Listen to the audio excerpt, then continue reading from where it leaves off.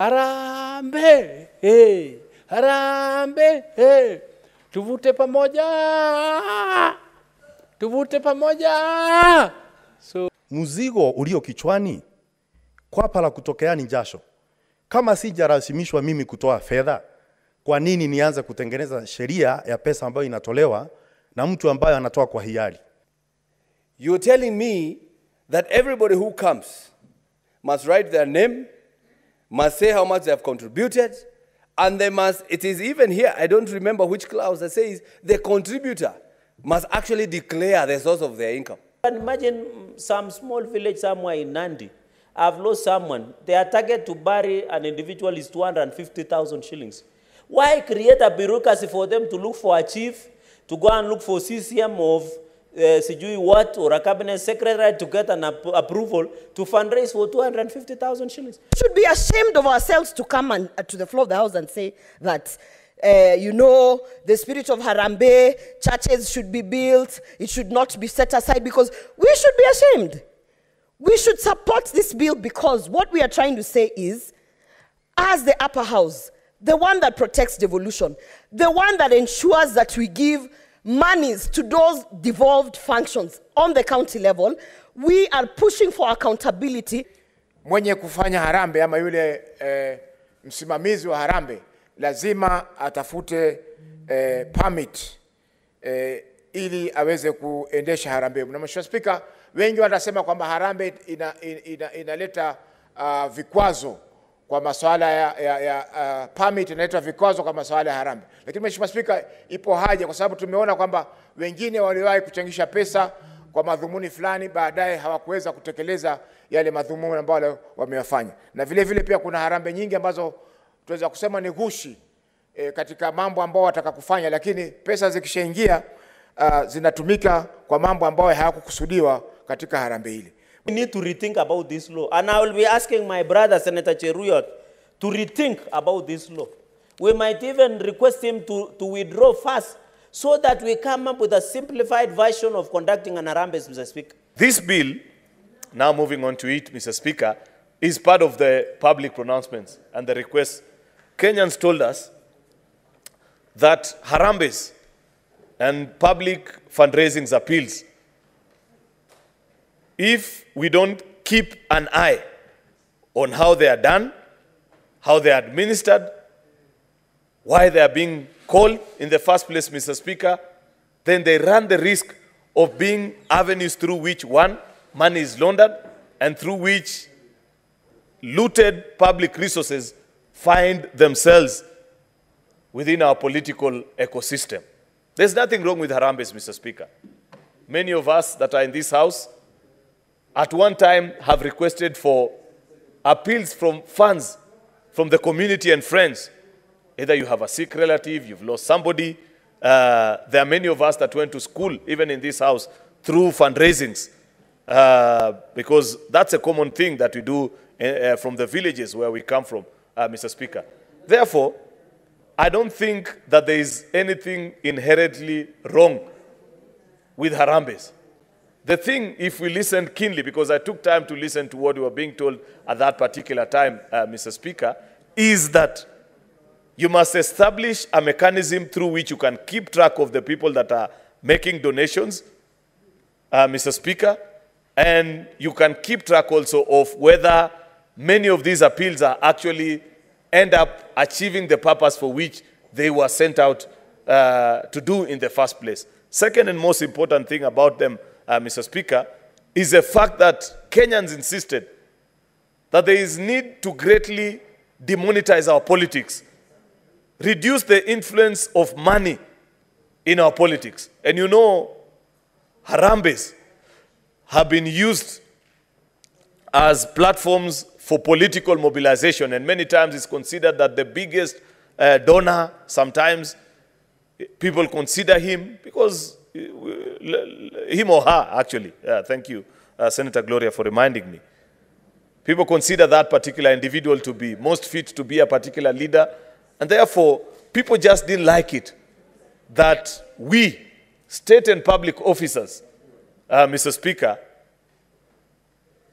participate or sometimes even organize these fundraisers. The thing they were telling us is that Senator Mohamed Faki, instead of coming to fundraise for me at Shimulatewa, go to parliament and legislate and make sure that universal health care works so that we are all able to access government services in our public hospitals, and therefore we don't need to call any fundraiser. And we felt, okay, it's a fair request. I don't know whether it is easy to achieve it the way people tell us, but if by our very presence in these Harambees, citizens felt that we needed to provide, first of all, justification, because they were curiously asking, how comes the biggest donors in these fundraisers are mostly you, the political class, either political aspirants or you that are in office, and state officers, you know, CEOs and members of boards and parastatals? Could there be a link between these funds and the many reported funds that get lost through the reports of the Auditor General? A bill that is before us, where we are being told what is the process through which you can regulate, including even the ones that are done at the village level. And we have provided in the bill, as I begin to go close by close, Mr. Speaker, that reports will even be filed with our county assemblies so that you're able to tell village by village in Garissa County, Senator Abdul, how many public fundraising appeals were issued in Garissa County in a particular financial year, and whether they achieved the purpose for which it was intended. Therefore, Mr. Speaker, this is a good start. The bill has 40 clauses, Mr. Speaker. And like I have mentioned, the principal object is to provide and establish a regulatory mechanisms at both the national and county levels which oversee the conduct of fundraising appeals, to provide for licensing and regulation of fundraisers, the promotion of transparency and accountability in the conduct of fundraising appeals, and also regulated of the conduct by state and public officer in the participation of public fundraising appeal, Mr. Speaker, and in the administration of this legislation. This bill has just begun its life in Parliament. Senate is the first place where it's being considered. Kenyans have sent their views. I want to believe, Mr. Speaker, that now that this bill has actually been formally moved, there will even bound to be more debate about it. Ikumbukwe kwamba hapo nyuma, kabla ya mzozo tuliokuwa nao katikati ya mwaka huu, ilikuwa masuala ya harambee katika maeneo mengine ilikuwa ni kama mashindano, Mheshimiwa Spika. Wenzetu walikuwa wanakwenda katika harambee zile na magunia ya fedha. Unahesabu, wananchi wanaambiwa hesabu. Unahesabu mpaka ile hesabu inapotea. Milioni 20 ambazo zimetolewa katika harambee moja, Mheshimiwa Spika. Na tukiangalia, Mheshimiwa Spika, zile tarakimu ambazo mchangishaji yule ameweza kufaili kwa KRA mwisho wa mwaka, hana mapato ya milioni 20 ambayo ameweza kupata, aoneshe kwamba nimepata milioni 20 kwenye biashara hii ama kwenye kazi hii, na nimelipa kodi kiasi hichi, na leo natoa mchango wa milioni 20 kama mchango wangu katika harambee hiyo. Kwa hiyo, Mheshimiwa Spika, harambee zilikuwa zimefika kiwango ambacho wengi walikuwa wanazitumia vibaya. Imekuwa ni mambo ya mashindano, na hatukatai, hata dini yetu ya Kiislamu inasema watu washindane katika mambo ya khairi. Lakini Mheshimiwa Spika, ile ilikuwa imefika kiwango ambacho inakejeli pia wale wananchi ambao wamechangishiwa pesa zile. Mwenye kufanya harambee ama yule msimamizi wa harambee lazima atafute permit ili aweze kuendesha harambee. Na Mheshimiwa Spika, wengi wanasema kwamba harambee inaleta vikwazo kwa masuala ya permit, inaleta vikwazo kwa masuala ya harambee. Lakini Mheshimiwa Spika, ipo haja, kwa sababu tumeona kwamba wengine waliwahi kuchangisha pesa kwa madhumuni fulani, baadaye hawakuweza kutekeleza yale madhumuni ambayo wameyafanya. Na vile vile pia kuna harambee nyingi ambazo tunaweza kusema ni ghushi katika mambo ambao wataka kufanya, lakini pesa zikishaingia zinatumika kwa mambo ambayo hayakukusudiwa katika harambee hili. Mheshimiwa Spika, naunga mkono mswada huu na naomba maseneta wote waunge mkono. Asante. I have some reservations to it. What I expected from this bill, Mr. Speaker, was just the process. We should have simplified. You want to do an Harambee? Yes. Where do you go? You get a permit. But, Mr. Speaker, introducing a cabinet secretary, a CCM, audits, taxation, it's unnecessary. It is lethargy of the entire process, clogging the process. We should make the issue of doing an Harambee in this country to be very simple, where you just need a permit to do an Harambee. Give us a substantive reason. If it is a medical reason, let it be non-medical bills, Mr. Speaker. If it is about, Mr. Speaker, building a religious place, let it be known. If it is about compassionate grounds, let it be known, Mr. Speaker. And I don't see the need why involve. I thought the cabinet secretaries of this republic have better things to do than regulate Harambees, Mr. Speaker. I would have expected that we would just give a law that, we give even through a law that provides, Mr. Speaker, for that appeals. On the issue of appeals, Mr. Speaker, I'll clear there's public fundraising bills. You remember when there was a ravaging drought and there were issue of anger in the country, Mr. Speaker. You remember Kenyans for Kenyans that was being done to fundraise for Kenyans. I agree that such, Mr. Speaker, we can say on public fundraising appeals, we do audit. For example, I don't know whether Morara Kebaso, who is fundraising to go and audit for fuel and working around with security, I don't know whether Morara Kebaso, the proponent of Inject, is part of public fundraising appeals. Because when you fundraise to fuel your car, to do something, I don't know whether it is part of the public fundraising. And I agree, there must be standards as to such, Mr. Speaker. I don't know, public fundraising involves also fundraising for campaigns. I have not seen in this bill, Mr. Speaker. Although we have campaigning finance laws in this country, but this public, I think we should have just regulated in terms of auditing. Let us regulate to public fundraising appeals.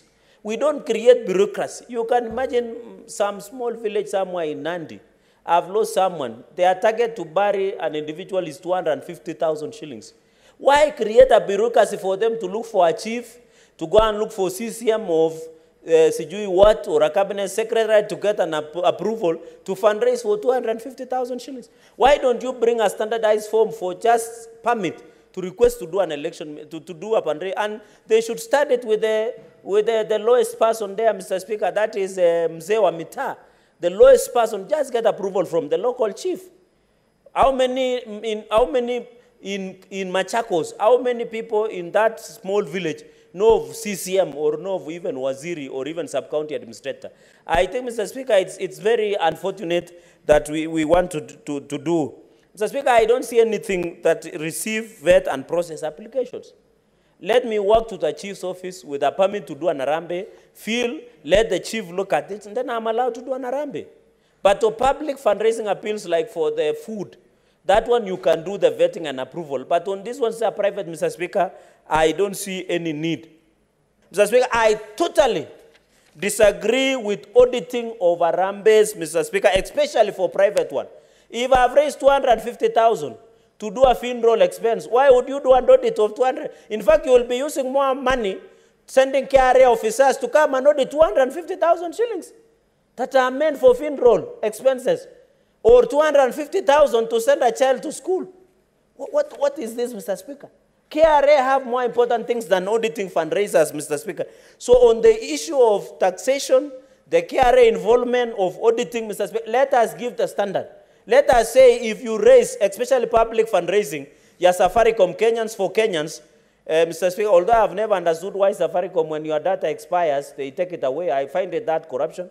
Mr. Speaker, when we have raised 100 million, for example, let KRA and others audit. But this small money, Mr. Speaker, you don't need to burden KRA.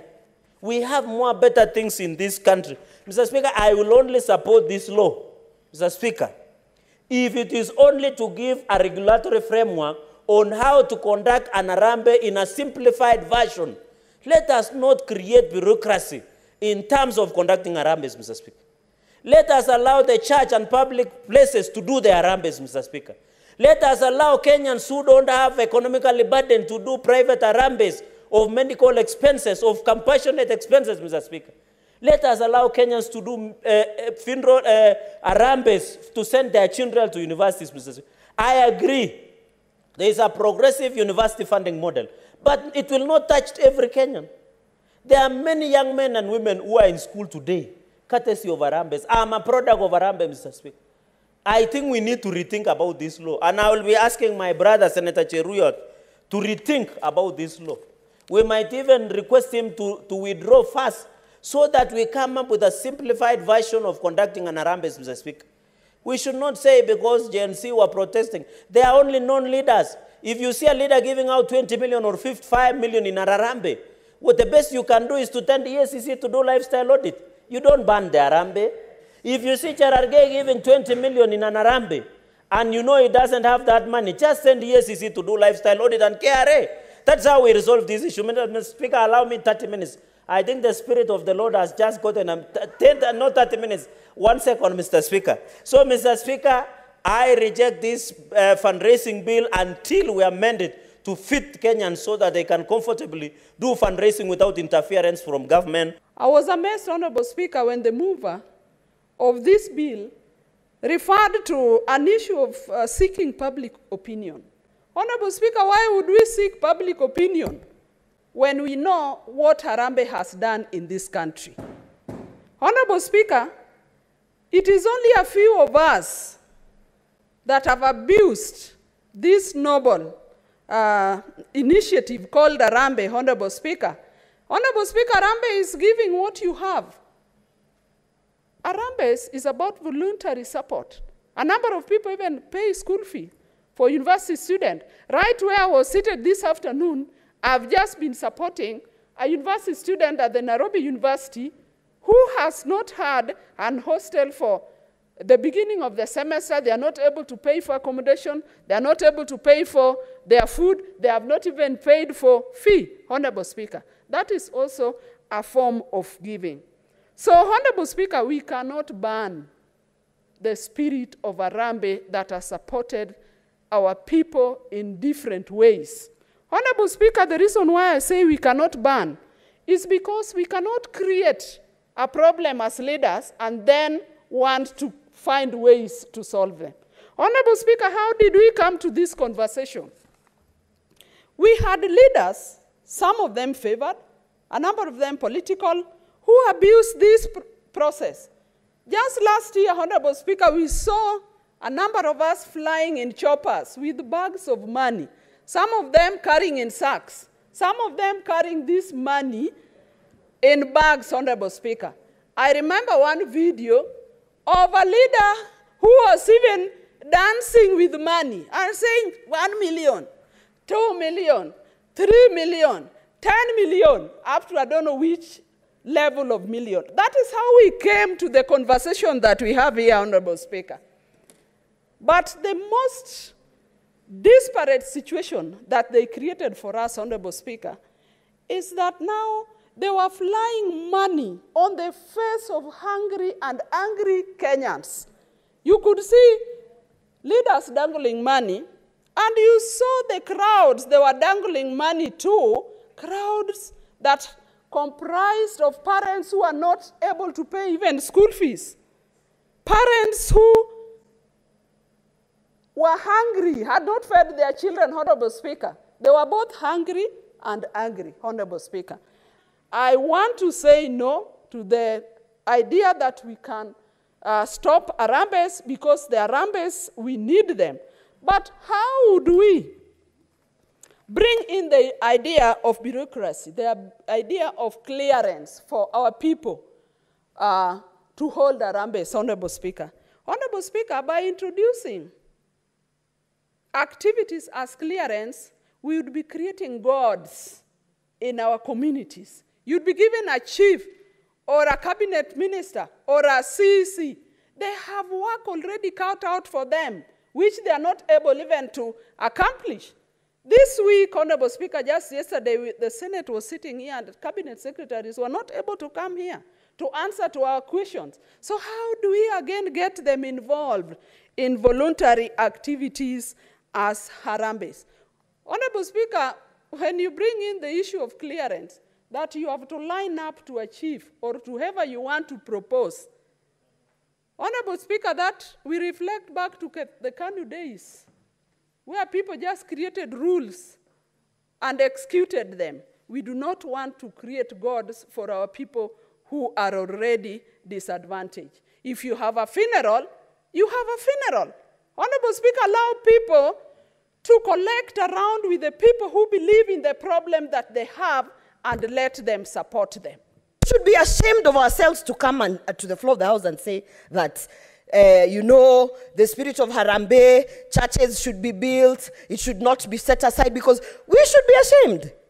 We should support this bill because what we are trying to say is, as the upper house, the one that protects devolution, the one that ensures that we give monies to those devolved functions on the county level, we are pushing for accountability to the extent that the healthcare works, the housing schemes work, the education sector works, so that we do not have any reason to come here and defend any form of law, legislation that actually calls for us to go back to when Senator Oburu was telling me, I think he has said 1960-something, we have no business looking back and to go back and emulate what our forefathers were doing when there was no devolution, there was no technology, there was no, we are advanced.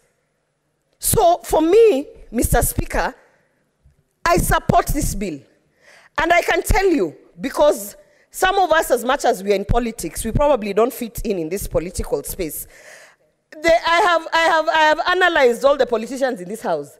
And if there is one thing, Mr. Speaker, politicians are afraid of, every Thursday, like today, you can see the house, people are moving in, out, in, out. Mr. Speaker, they are looking for money because tomorrow they are doing funerals. Then they have to go and contribute. Because on Saturday, they are going to go to the ground because they have to go and give money to social groups. This bill is not about politicians who are misbehaving. This bill is about every single Kenyan who is misbehaving.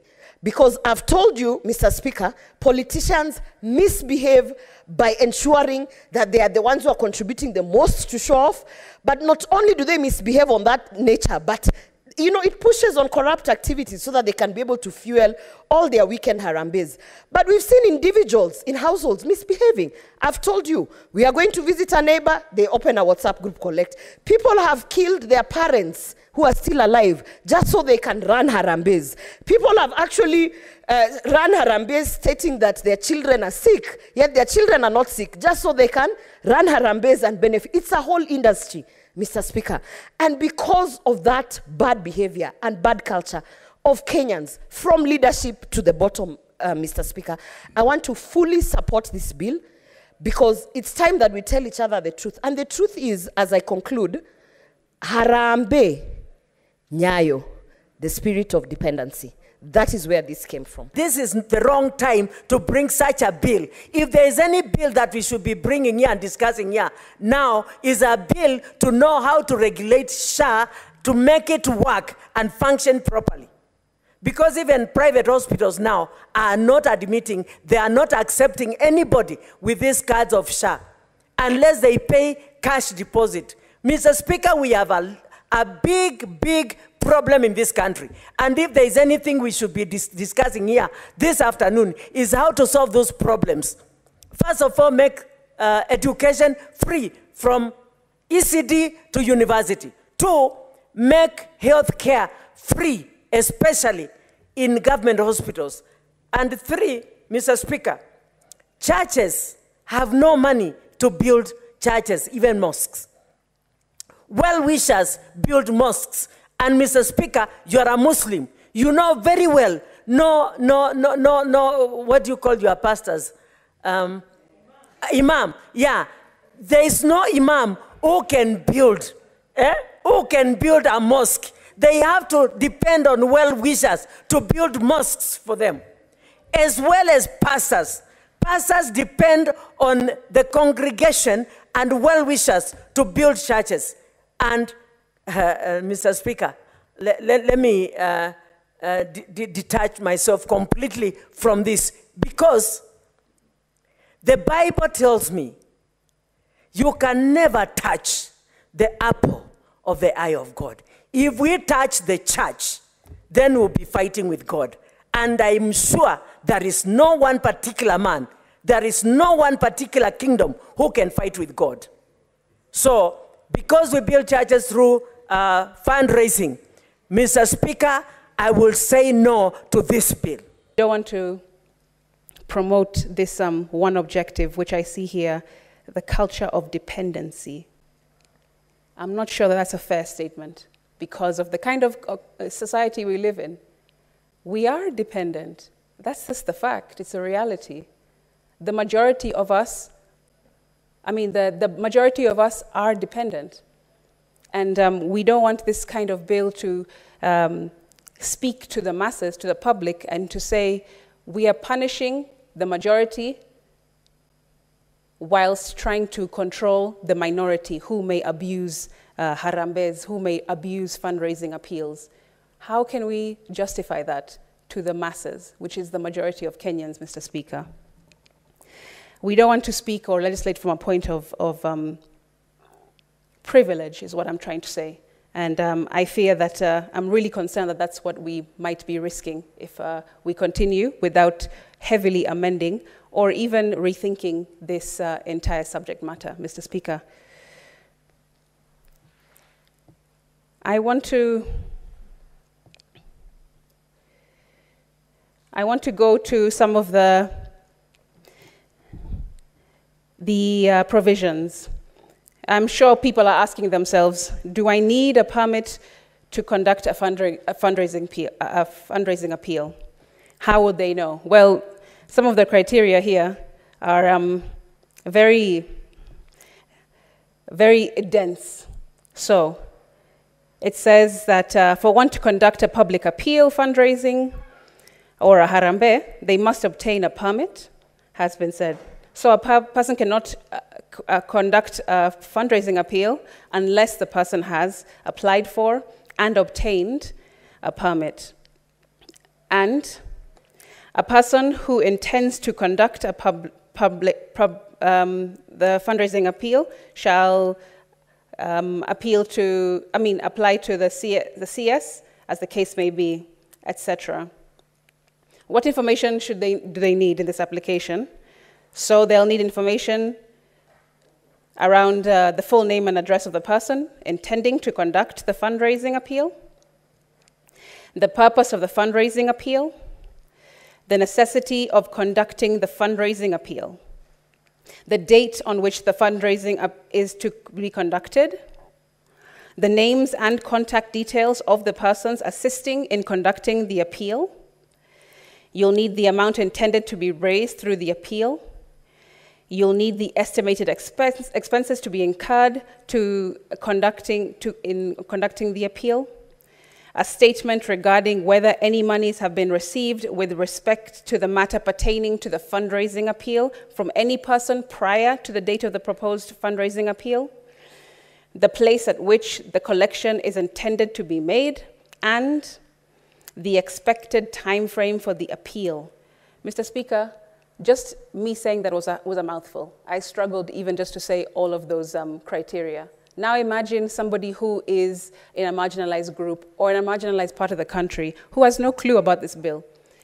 How will this reach them? Imagine those who are illiterate trying to put all this together in the midst of bereavement, being bereaved. How are they going to manage? I'm trying to think about, like I said, persons with disabilities, especially those with intellectual or severe disabilities. I'm trying to think about minors who also may need to conduct fundraising appeals for one reason or the other. I'm thinking about people who are indignant, who need to also adhere to these provisions and these criteria. And I just feel like we may be over-legislating and missing the intent of, or the spirit of a fundraiser, because we're trying to control or cure or curb corruption, as has been alluded to by some other members who have contributed. We can't cut off our nose despite our face, Mr. Speaker. It's difficult as well to continue thinking about how we are going to really realize and implement this in the best way possible, Speaker, because it will need the general public to be sold to this bill. And I should also say that I'm in the Labour and Social Welfare Committee that considered this bill, and we listened to many public participation contributions, and we went through the matrix. And a lot of it was not in support of the bill, if I'm completely honest. And I'm sure that the majority leader is aware of all this through a report that I'm sure the Labour chair has or will be making available to him. Mr. Speaker, it's not just the public individuals, we also had institutions, Council of Governors, and so on, many other stakeholders. Mr. Speaker, I want to just share a couple of these thoughts that I found quite interesting myself and powerful when I listened to them. They opposed the sweeping provisions of this bill in general, Mr. Speaker, like I said. They said that this bill, which seeks to regulate public fundraising activities, commonly known as Harambee, is fundamentally flawed in its approach and its intent. Rather than address the root cause of the pervasive need for public fundraisers, the bill focuses on controlling the symptoms of systemic government failures. While they acknowledge the need for regulation in specific areas, Speaker, such as fundraising activities involving politicians, especially political aspirants and religious institutions, these citizens believe that the bill in its current form unfairly burdens ordinary citizens who rely on community support to address gaps in essential services by the government. They advocate for a more focused approach that targets the misuse of public funds and resources by those in positions of power, Mr. Speaker. Public fundraising, or Harambees as we know them, have become a necessity to the failure of government institutions to provide adequate and accessible healthcare, for example, education, and social services. The bill fails to address root cause of Harambees, Speaker. The bill doesn't propose any solutions, they say, to reduce the reliance on Harambees, nor does it acknowledge the systemic issues that necessitate these fundraisers in the first place. They say that the bill imposes additional regulatory burdens on citizens who are already struggling to meet basic needs, Mr. Speaker, by requiring permits and detailed financial records and imposing penalties for non-compliance. The government is effectively penalizing those who are forced to rely on public goodwill to survive. This is not only unjust, Mr. Speaker, but also very counterproductive. And I could not agree more when I listened to some of these views, Mr. Speaker. You are not curing one problem, but you are exacerbating another. The bill suppresses community solidarity. They told us it undermines the very fabric of our society, where communities come together to support one another in times of need. Ubuntu, Mr. Speaker. That's what African culture is about. That's what Kenyan culture is about. The resources and effort required to enforce this bill would be better spent, Speaker, on addressing the underlying issues of healthcare, of education, and social welfare. Go down to the root. Instead of policing citizens who are trying to help one another, government should strengthen public institution and infrastructure to reduce the need for such fundraising, right? We have to get to the root of the problem, not just deal with the branches and the leaves of a problem. Otherwise, we may be doing an injustice to our people who most need this particular type of community service, this type of community support through fundraisers. Senator Crystal, you have got 5 minutes out of your time to conclude on your contribution. Thank you very much, Speaker. I was actually going to my conclusion. Thank you. Mr. Speaker, I think I've tried to make my point clear, and I hope that the spirit of this particular bill, which is, like I said earlier, very noble. It's very understandable. It does actually make practical sense and logical sense. But we have to marry the logical with the real life experience of what Kenyans are going through. Otherwise, we may be legislating and then not be able to follow through with implementation at all. And then we're going to put Kenyans, vulnerable Kenyans, in more trouble with the law when they never intended to ever be in trouble with the law in this way, Mr. Speaker. I would like to reiterate that I really do have mixed feelings about this bill, especially because I'm somebody who supports persons with disabilities in the country, and one of very few, because there's not many of us who represent PWDs in the country, and I understand the deep and complex needs that are in these households and in these families, not just for the PWDs themselves, but for their caregivers, their parents, and the communities that support them, Mr. Speaker. I think that some of these legislation that we come up with in this House and contribute to and debate on and ultimately pass or not pass, Mr. Speaker, we need to start thinking about them holistically and not from a place of privilege and say things like we're trying to reduce dependency in the country. We are dependent. It's like we're trying to say, Mr. Speaker, I'm sure when you had your children, when they were still little and they're trying to walk, Speaker, you will remember that they were struggling, they would crawl, they would try to figure out how is mom and dad walking step by step, left, right, and you would need to give them support in order for them to actually give them a hand. That is what I mean. Give them a hand, give them support in order for them to get to the place where they're walking and no longer crawling. We cannot ask Kenyans to just stand up and walk. That's what this bill, I feel, is akin to. We're trying to tell Kenyans, okay, this is what's going to happen. We're going to cut or control fundraisers. You need to walk. You need to stop being dependent on well-wishers or your community. Do it yourself. Be independent. But you cannot be independent without giving people the tools and the process and the pathway to get there. You cannot miss the steps. You have to go from A to Z systematically. You cannot make people try to jump from one point to the next without any support in the middle, Mr. Speaker.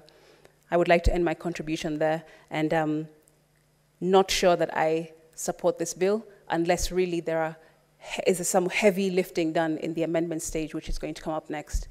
Mzigo ulio kichwani, kwapa la kutokea ni jasho. Kama sijarazimishwa mimi kutoa fedha, kwa nini nianze kutengeneza sheria ya pesa ambayo inatolewa na mtu ambaye anatoa kwa hiari? Mstahiki Speaker, matatizo ambayo yako hapa yanamkumba sana mwananchi wa kawaida.